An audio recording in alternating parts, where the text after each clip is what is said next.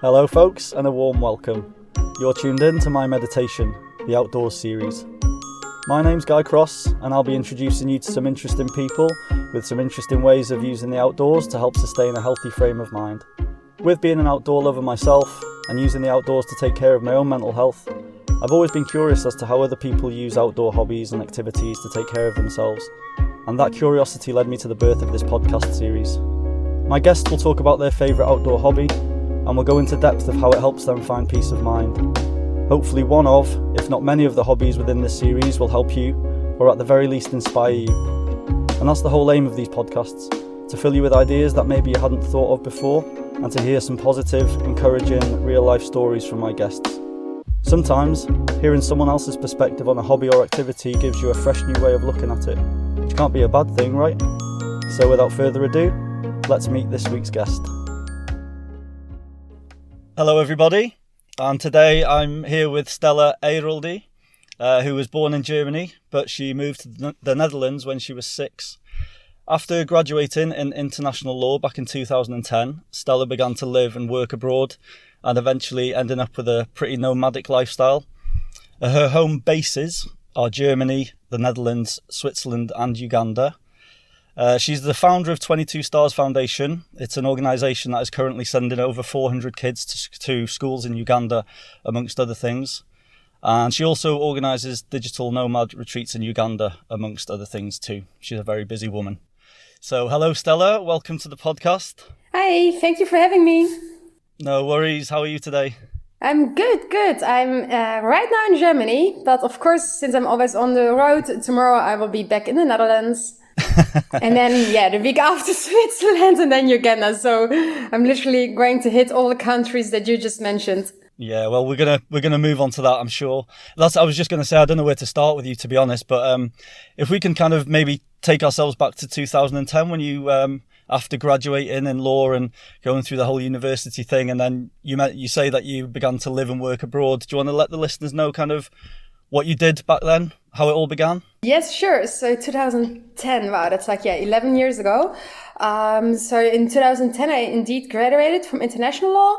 I wrote my master thesis about girl-child soldiers in the Lord Resistance Army in northern Uganda. That brought me to Uganda in 2009. I stayed in contact with the people I met in Uganda over email. And then, 2010, I did some traineeships at the Ministry of Foreign Affairs, and then later on also the European Union delegation. I did another master, this time in human rights and democracy. But all along, I never forgot about the people that I met in Uganda. Yeah. Because they have a very special talent, in making jewelry, which I bought from them once a year. And in 2012, I actually went back to Uganda to meet up with the people that I met in 2009, see how they're doing. And to my big surprise is that one of the women that from whom I bought jewelry, Susan Laker, she used the money to go back to school herself. And before this, our friends, Ida and David, they always translated between her and me, and they were also the ones sending me emails in her name. But then when I came back in 2012, she actually was able to speak English to me. And since then, we also emailed and are now on WhatsApp together. Yeah, that's amazing. You talk about Susan. I mean, the way Stella and I, just let the listeners know how we kind of met. I was wanting to go over to Uganda a few years ago and just kind of stumbled across Stella on Instagram. I was looking for some kind of some interesting things to do while I was in Uganda, and I stumbled across Stella and 22 Stars Foundation and what she was doing over there with the foundation. Do you want to let the listeners know what the foundation's about? Yeah, sure. So right now, I mean, sorry, you did mention just going from the beginning. It started off as like a little jewelry thing, didn't it? Exactly what you just said then, and then if you just want to carry on from there? Yeah, exactly. So in 2012, I came back to Uganda. Then I found out that Susan went back to school. Back then, we did not have a jewelry business yet. It was just me, myself, and I buying jewelry from Susan once a year and giving it to my friends. By times, they also gave money for Susan to me, which I sent over. But it was all informal. Then when I went back to Uganda, since Susan could speak English, she actually shared with me her idea of having like a web shop, and if I could help her in creating some more designs that are also suitable for the Western market, and just help her selling it. And then with the profits, she and also her friends who made jewelry wanted to send their kids to school and also go back to school themselves.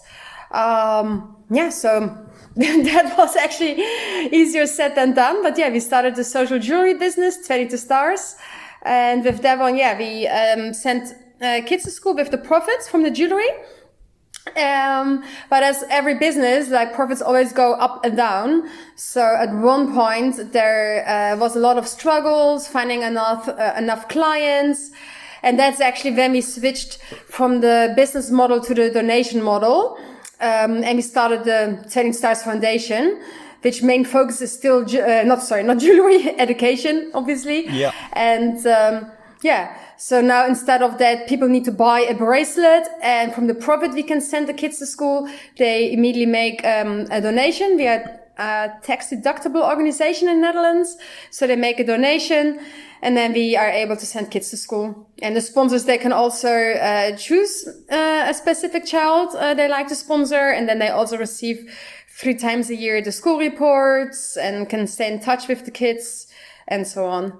Yeah, that's amazing. And just to say, obviously I ended up going over to Uganda and meeting you there, and you showed us around a couple of places there, didn't you? Yeah. And we met some of the kids, and it was just an amazing experience. And you're doing really, really great work out there. I can't thank you enough for the children out there. It's just amazing kind of what you're doing out there and how it's progressed. Well, especially the team does it. I mean, I'm only doing like fundraising mostly in the Netherlands. But the real work does our Ugandan team on the ground. Yeah. I was just going to move on to Susan, actually. I mean, she's an amazing woman, isn't she? You know, what she's been through to where she is now and what she's kind of achieved with you. Yeah, it's a really incredible. Yeah, it's pretty amazing. It really is. And like I did say as well, you organise digital nomad retreats over there in Uganda as well, don't you?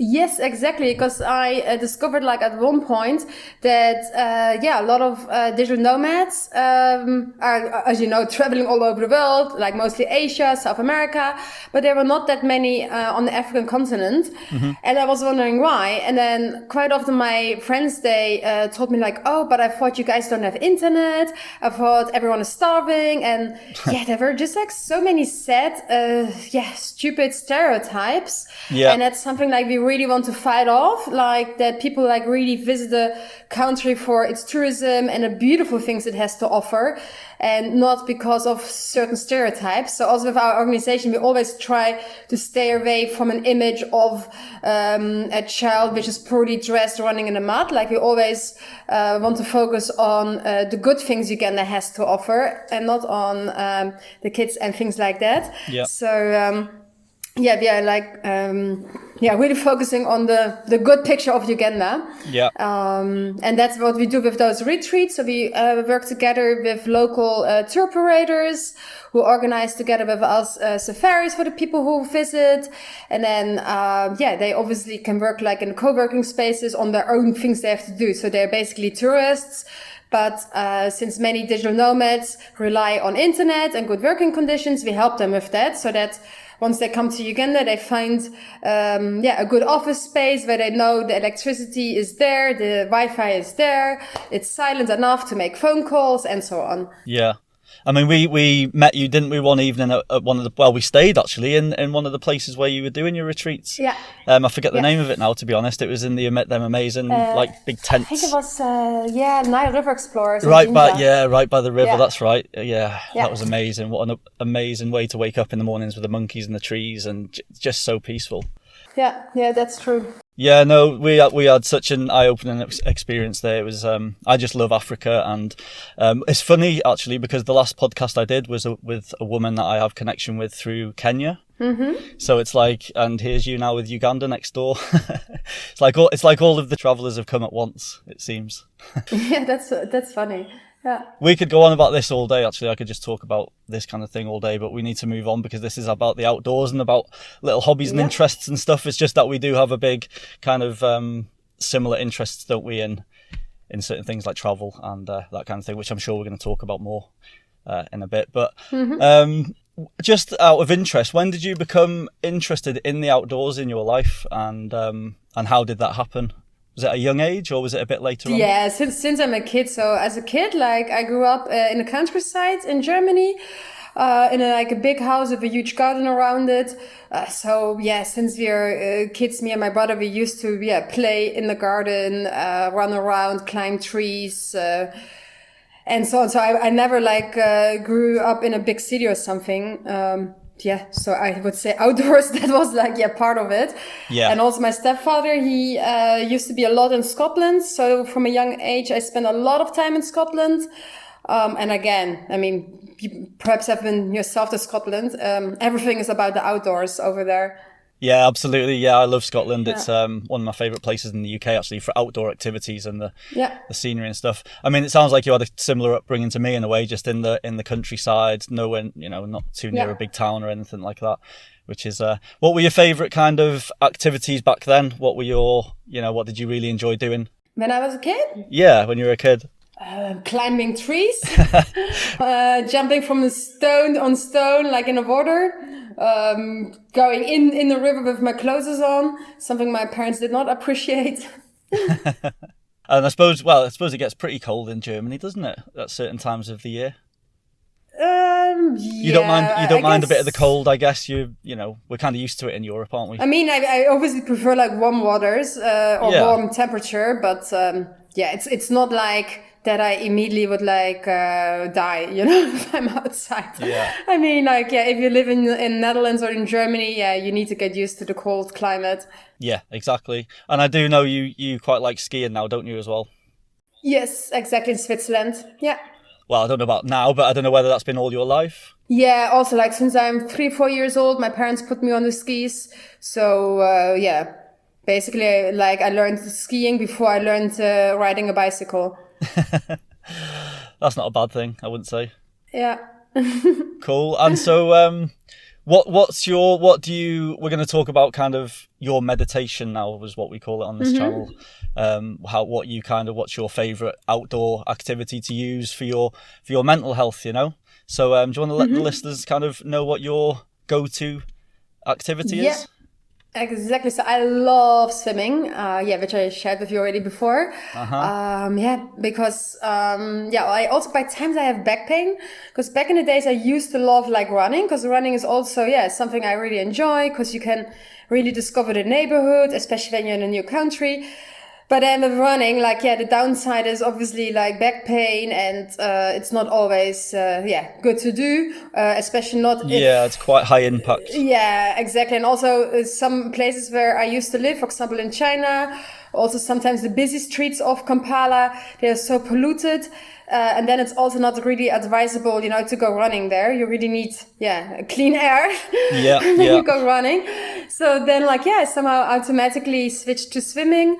Also because I'm quite often in warm countries, next to an ocean. But even if there's no ocean, most of the time I will always find a lake or a river or something to jump in.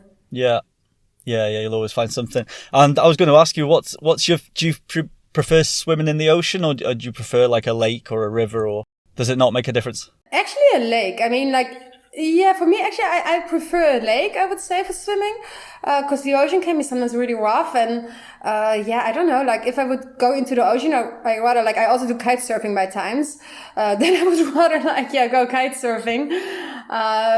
But that's not always possible either because of the wind conditions and so on. And since I'm a lot in Uganda, there swimming is possible in the Nile. And I would say with swimming in a river, it's way easier, obviously, because the water is flat, and the ocean can be a little bit rough. And did the surroundings mean anything to you?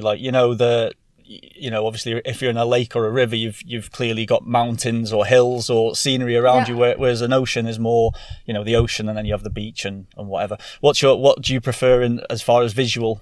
I would say like, yeah, also like more like mountains, forest.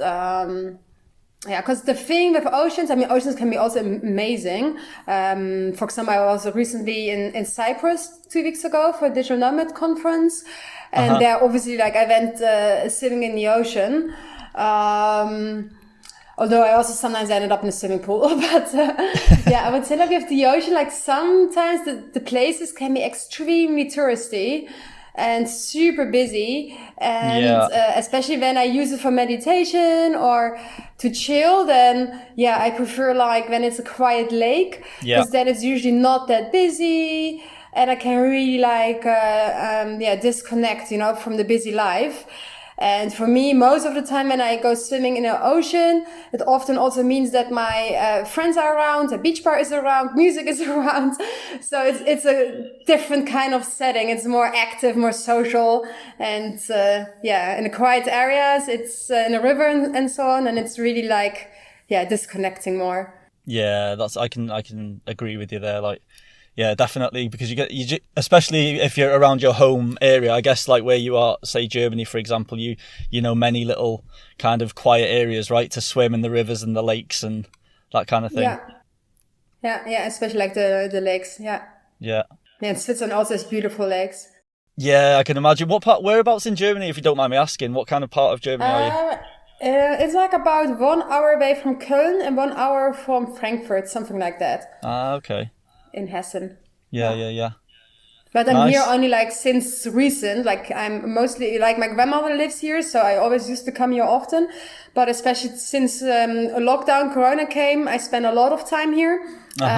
Because I still have my childhood home here, what I already mentioned, which has like a big garden, big house. So it's very convenient if you work from home to be here. Yeah, because in the Netherlands, everything is a bit smaller. Obviously, the whole country is smaller. Yeah. But in the Netherlands, at least you have both. Like whenever I'm in the Netherlands, I have the lake in front of me and I have the ocean also within like 5 minutes drive. Yeah. Well, that's perfect then, isn't it? Because depending on how you feel. Yeah, but again, I usually, especially also in the Netherlands, I prefer swimming in the lake and not in the ocean, because the water temperature of the ocean in the Netherlands, it's so much colder than the lake. And then also with the wind, the condition on the beach is sometimes much more hectic. Yeah. And also when you walk on the beach, in order to reach the ocean, you sometimes really have to walk quite like a long distance before you actually hit the water. Yeah. And the lake is just, a bit more convenient, I would say. Yeah. Do you use, like, I know you just mentioned then that you don't like the cold waters and stuff, you prefer the warm waters, but do you do like the cold water kind of method for your mental health, like the Wim Hof method? Are you into all of that kind of stuff, or are you not into that kind of stuff? I know what you mean. So my boyfriend, like, he does it, but I personally, no. I mean, I don't mind swimming in cold water, like, especially in Switzerland, you have some cold ice water lakes. But I'm not going into the really icy water. I would say maybe like 15 degrees, but if it's really below 15 degrees, then no thanks. Yeah. Then I'd rather stay in the dry. Yeah, I can understand that. I'm kind of with you there. So, how do you think, like, swimming helps you with your mental health? What is it about swimming that kind of helps you more than anything else, do you think? I have no idea. That's a really good question, but I don't know. I think like it's the whole setting around it. Like I really have the feeling like, you can like disconnect from everything for a while. For example, obviously when I'm swimming in the water, I don't have my phone in my hands, so even if people would call me or WhatsApp me, I don't see it. But obviously if I'm sitting, let's say in a train or in the office, or even when I by times go on a hike, it's so easy to still grab your phone and look at it. So when you're swimming, you're obviously really like offline and disconnected. Yeah. And then I would say like also, especially when I have lower back pain, then when I go swimming a lot, I really see that it gets like way, way better. Oh, really? So you even physically, it kind of helps you as well? Yeah, exactly. Well, yeah, I didn't think of that aspect actually. I was just thinking about the mental side of things, but obviously, it's kind of helping you with that as well. And of course, like connecting, with nature. I mean, of course, sometimes I also swim in swimming pools, if there is no, direct access to a lake or something. Yeah. But usually, like swimming in a lake, it really makes me like, connected with nature, and it also somehow makes you feel like very small in the world again. So you somehow, how you say that, like put everything into a certain relation. Yeah. No, and you realize like the strength of water as well, like especially when you are in an ocean and a big wave hits you. And then you really realize how strong nature can be. Yeah, no, absolutely. And I suppose that's one good thing about the rivers and the lakes. You don't quite get them slaps in the face by the waves, do you? You know, them unexpected waves that come from behind you. Yeah. And so when you're out by yourself, having a little swim and helping your mental health, do you like listening to music while you're kind of doing that, or do you prefer to just have the silence of the nature and the sound of the water? Yeah, we like the silence. Yeah. I mean, I guess that's why you go in there, really, isn't it? To, like you said, to disconnect from all of that. Yeah. So why would you recommend like swimming to others if someone was to say to you, why should I start swimming for my own mental health? What would you say to them?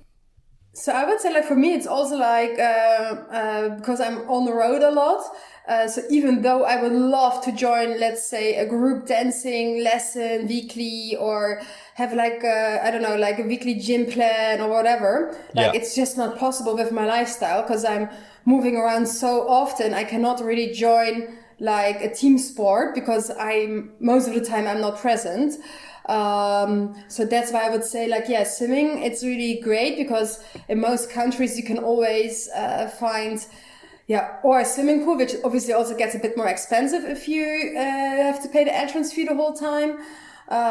But like if you find like an ocean or river, you can swim mostly for free in there. So then it basically doesn't really cost you a lot of money, except like you need a swimming suit unless you want to swim naked. But then you can also like still do it with other people as well, like you can swim alone, but you can of course also together with some friends go swimming. Absolutely. So that's also what I really like about it. And in order to stay fit and healthy, because otherwise, if I'm always traveling and I'm always on the road, besides things like, biking, running, hiking, and like the typical sports which you do like at home on a yoga mat, I mean, there's not that much else, you can otherwise do. Yeah. And I do work out like at home as well, but I sometimes think it's a bit boring, Yeah, that's kind of like the one of the reasons of this podcast really is to give people new ideas, or just to kind of talk about certain hobbies or interests that people might not think they'd enjoy, but after listening to someone talk about something, it might change your mind, mightn't it? So you might have hopefully have influenced people to get out there and go and look for a little lake. But I mean, you and I, we're quite lucky to live in kind of the surroundings that we do as well, aren't we? With the nature and stuff. I mean, there's people in cities, in big built up places that don't have kind of access to this. But like you said, there's always a swimming pool, isn't there? I know it's not the same, but you're still kind of getting that water kind of feel and or when you plan your next weekend trip, or you go camping somewhere, you can always see which hotel or which camping spot is close to a lake, and try to discover that. Yeah, no, that's great advice, actually. I mean, get on the internet and just check out the local areas, isn't it? The local green spots, and see what you can find. There's always people, especially Instagram, people are always posting photos of places to go. And also regarding hotels, like a lot of people are not aware of it, but quite often, like the big, fancy, expensive 4-5-star hotels, which have big swimming pools, they have agreements with smaller hotels nearby. So most of the time, you can book like a cheaper hotel, which gives you free access to use the swimming facilities, exactly, from the bigger hotels. So that's something like when I was in Brazil, but even like also when I'm in Uganda, I usually stay at a small hotel, but it still gives me like free access to the big swimming pool. Yeah. From like the bigger sister hotel, to put it like this, and And some people, like, they don't even think about it. They think always like, oh, but on booking.com, if you put in like a hotel with a swimming pool, it always is immediately expensive. Yeah. But yeah, you should maybe sometimes also read the small letters, because yes, not every hotel has their own swimming pool available. Yeah. But a lot of hotels have those deals with the bigger hotels where, you can still go there. Very good point, actually. I remember it was like that in Barbados. We just did an Airbnb, actually. But in the Airbnb, the guys that had the Airbnb had an agreement with one of the hotels across the road that was right on the beach so that we could use the facilities. Yeah, that's very... Yeah, I'd forgotten about that. Yeah, good advice. Very good advice. So, has there been a time in your life where you've been, quite down and quite low in life, and you've used swimming to kind of get you through that time? I would say like quite often. Have you got one specific that you'd like to talk about? I mean, like I remember like in Uganda, especially before I did like the digital nomad retreats. I often would feel like sometimes a bit lonely. Because I would be just by myself at the NRE, for example, and then just like swimming. I don't know, it just gives me peace of mind, and I always feel like so grateful, that I go swimming. I don't know, like it really like makes me feel less lonely, because then I just take a picture of it, for example, and then my friends would be like, oh my god, you're so jealous, you're at such a beautiful place, and I mean, not that I need them to tell me that I'm at a beautiful place, of course. I can also see it myself, but it I don't know, it sometimes really does help, because if I would have been, let's say, just sitting home alone watching my I don't know, like my four walls, then probably no one would have said like, oh, what an amazing view you have. You know what I mean? Yeah. And so in Uganda, like it really helped me like to go swimming in the Nile. Yeah. And in general, like wherever I am, when I travel, like especially in the times when I was single and traveled a lot alone, I always had a feeling like when I go to the ocean or to the lake and I either go swimming or go for a walk there, that I felt less lonely. Yeah, I guess it's just the scenery as well, isn't it? It's like the visual side of it, like we were saying about the lakes and the rivers and stuff. You've got the mountains surrounding you, the sounds, the birds, all of that kind of stuff. It kind of adds to it as well, doesn't it? Definitely. Yeah. Cool. And also people sometimes say, like that, like water is like a reflection of your soul, like when you look into it, and that it grabs something. So yeah. I think some people are into water and some people aren't. I mean, I'm kind of, I like water, but I wouldn't say I'm, hugely like, oh, I need to go for a swim or I need to get into that river. Yeah. I can kind of give or take, but I do know, a lot of people are very attracted to the water, aren't they, and just love it. Yeah, definitely. Yeah. But it is good for your health as well, like you said, it's not just mentally it helps you, it also helps you physically with your back as well, which is also a great thing. And I just like the reflection of the water for sunrise or sunset. It always somehow looks different. Yeah. So I find it also very inspirational. Absolutely. Yeah, no. And for that reason, I definitely like water for that reason, because I like photography and I'm very visual anyway. But you've just reminded me of the morning of waking up in that place in Uganda next to the Nile, with just the water was just still, and you got the little fishermen in their boats and stuff. It's just amazing, isn't it? Definitely. I just want to be back there now. And you're going back soon, you say? Yes, in less than 2 weeks. Yeah. So how often do you kind of travel there and back in a year with the 22 Stars Foundation thing? I mean, usually around like 3 to 4 times. We have 3 to 4 times a year. Amazing. So I'm going to this might tie into the next question. I'm not sure. I'm kind of guessing it will. I was going to ask you if you have like just a personal story of gratitude, like a moment or a scenario in life that you've witnessed or been through that's just made you really grateful for the simple things in life. And the reason I said it might tie into Uganda is because I know there's a lot of stuff you can see over there that kind of just makes you grateful every moment, doesn't it, really? Yeah, I mean, like what I find what I'm really like grateful for is that I'm in Uganda, like that I realize like also obviously like the privilege that I have, that I know how to swim, and I'm like happy, grateful that I can share this. For example, Susan, she also learned swimming because I took her with me like to the swimming pools. Okay. And she was not scared. She actually loves it. I mean, sometimes, of course, people could be scared, and and then you don't want to force them on something, but she really, really enjoys it a lot as well. And yeah, that also made me realize again how we take so many things for granted. Like for us, it's so normal that you know how to swim, or that as a little kid, you know how to swim. And then, yeah, in Uganda, I really realized again that it's not like normal, you know, like not everyone has this opportunity to learn how to swim because of lack of funds and so on. And even like how cruel it can be, because in Uganda, it also happens that children drown. Yeah, they drown. Exactly. Yeah. Because they don't know how to swim, you know, which is also so shocking. I mean, of course, this can also happen in Europe, you know, and it sadly does happen. But I don't know, it also just shows again like how, privileged some people are just because they were born somewhere in the world and others were born somewhere else. And I don't know, it's so unfair, you know? Yeah. But the better and the more beautiful it is, you know, when you can see like, that people also still, learn how to swim and can swim and all of that. Yeah, no, that's great. That is. And like you say, I mean, especially when they're living by the Nile, it's quite a rough river, isn't it? You know, like it's always quite handy if you can swim around there because, it's not very forgiving in places, I guess, is it?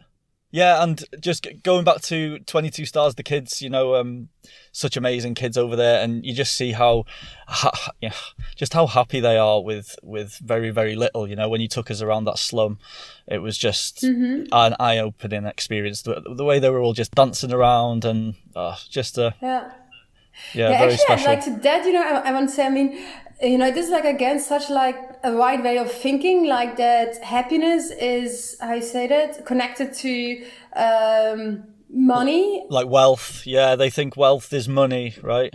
Exactly. So to be honest, like this, how you say it, like the saying of, oh, they had so little and still they were so happy. Like, I don't like to use it anymore because I really realized, being in Uganda, that's just like some brainwashed right way of looking at things. Absolutely. Because happiness has literally nothing to do with how much money you have. With money and things, you know. Yeah. Absolutely. I must say, like, I learned like a lot, like actually from my Ugandan team in Uganda and the people there. For example, also like I wouldn't use the word slum anymore because it's such a denigrating. Do you know what? word. When I said that before, it sounds bad, but it sounds not nice, does it? Yeah. Yeah. So nowadays, like we also rather use the word like quarter, you know, because also sure.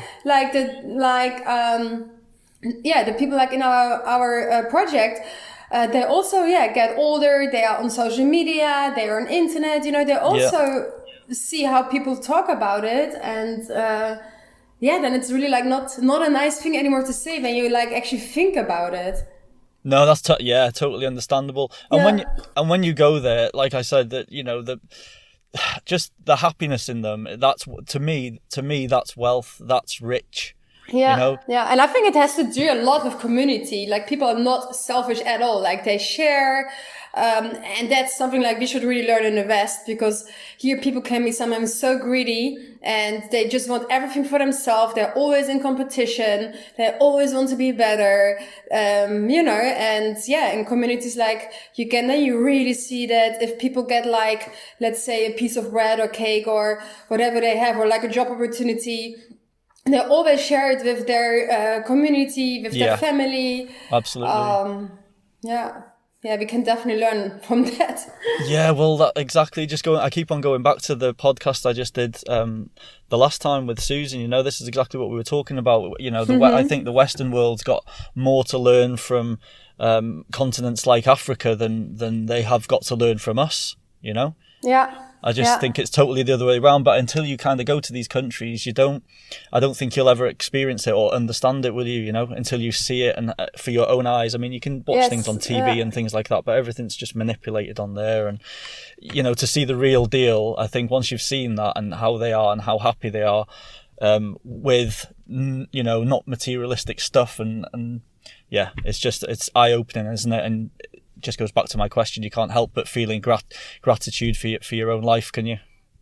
Exactly, but also that they do have materialistic stuff. Because sometimes people also think that, I don't know, like that in Uganda I would only eat posho and beans the whole day. Posho is somehow maize flour. But then I also explain to them, like, yeah, but also in Uganda you have like skyscrapers, you have really fancy, nice restaurants, you have nightclubs. And sometimes people were so surprised because they had no idea that we have so many amazing nightclubs, restaurants, food from the whole world. Because yes, sadly enough, like there's a lot of like stereotyping and misinformation about many countries in Africa. Yeah, I mean the food in Uganda I found was lovely, absolutely delicious in most places, and I think you actually, because we stayed in a place called Entebbe.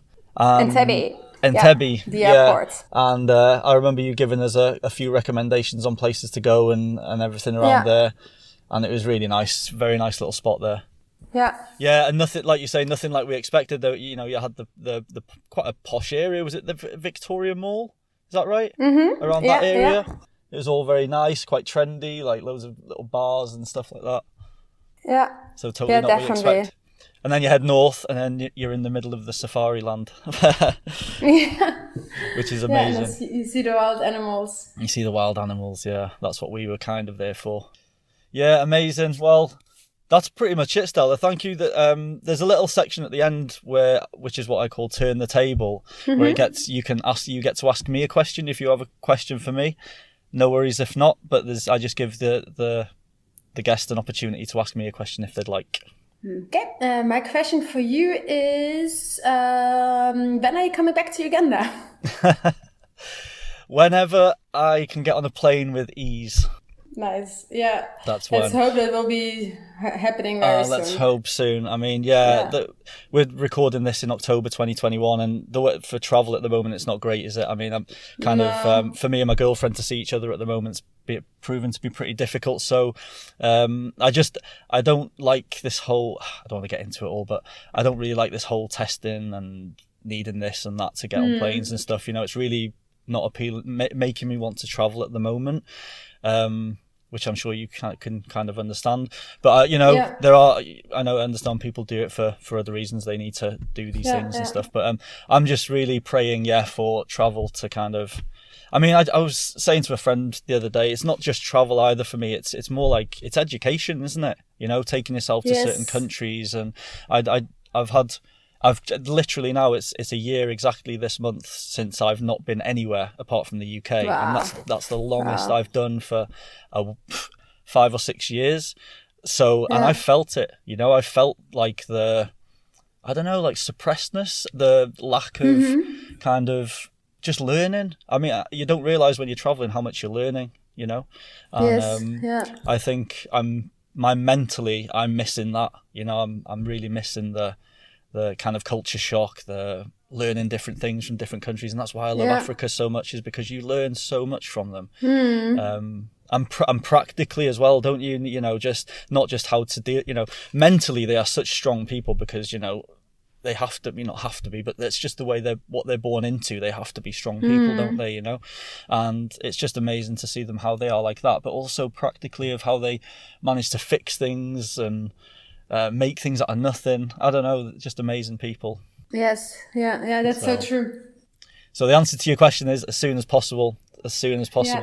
Yeah, that would be nice. And also, by the way, for the listeners, you can visit Uganda all year round, because sometimes people want to know about which season is the best, or the rainy season or the dry season. Yeah. So actually nowadays, with also the climate change, it's not anymore as clear as it used to be. Like then the dry season starts or then the rainy season starts. I would say every season is nice and has its advantages and disadvantages. So yeah, you can definitely come all year around. Yeah, definitely. And I actually remember when I was researching Uganda and looking at, as you do, when's the best time of year to go and all of this. But like you said, it's like it had good parts about every season. So you just need to kind of pick what you prefer, I guess, what you want from it, But yeah, we had an amazing time. I keep saying that. It's just because we're talking about it. It's just bringing all of these memories back to me as we're talking. That's why I'm struggling to concentrate on this a bit. Aww. Because it's just taking me back to all of them times, and especially to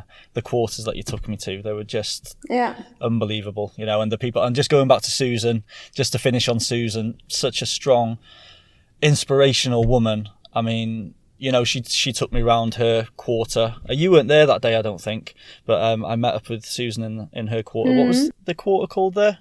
Asholi Quarters. Asholi Quarters, that's the one.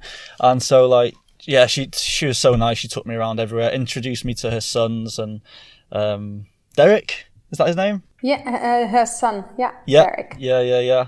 Very nice guy. And I know this means nothing to the listeners probably, but I saw did you see her?